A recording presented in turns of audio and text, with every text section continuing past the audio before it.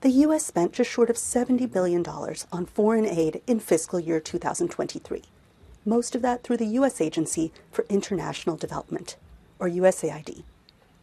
The U.S. is the world's largest provider of humanitarian assistance and a global leader on HIV prevention and treatment through the President's Emergency Plan for AIDS Relief Program, or PEPFAR. We found solutions.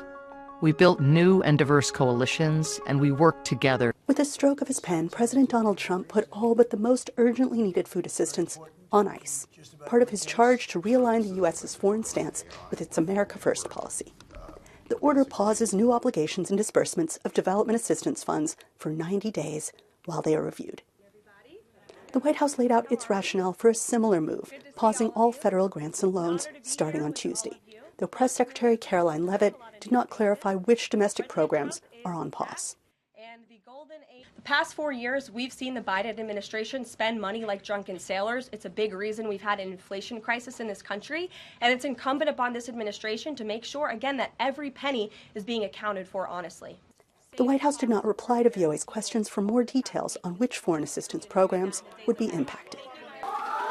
Humanitarian groups are sounding the alarm about the foreign programs, some of which focus on issues like gender equity, business development, and, critically, the provision of U.S.-funded HIV drugs, which Biden officials called a key pillar of Washington's relations with the developing world.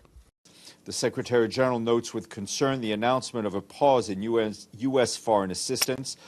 He calls for additional exemptions to be considered to ensure the continued delivery of critical development and humanitarian activities for the most vulnerable communities around the world. Those lives and livelihoods depend on this support. The largest single USAID project in fiscal year 2023 provided $14 billion in non-military assistance to Ukraine.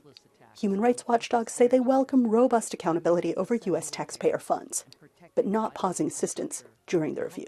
If you want to review all of the assistance, start your review. Be crystal clear on what you're looking at. Don't suspend life-sustaining and life-saving aid while you do that review. And analysts expressed concerns about the immediate impact of the stop work order.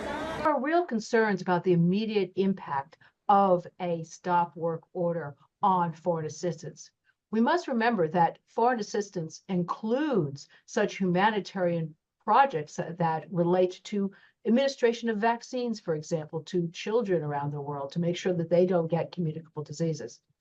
On those global public health issues, Trump's stance is clear.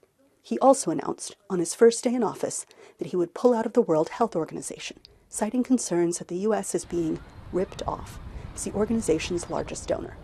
He did the same during his first term. Anita Powell, VOA News, the White House.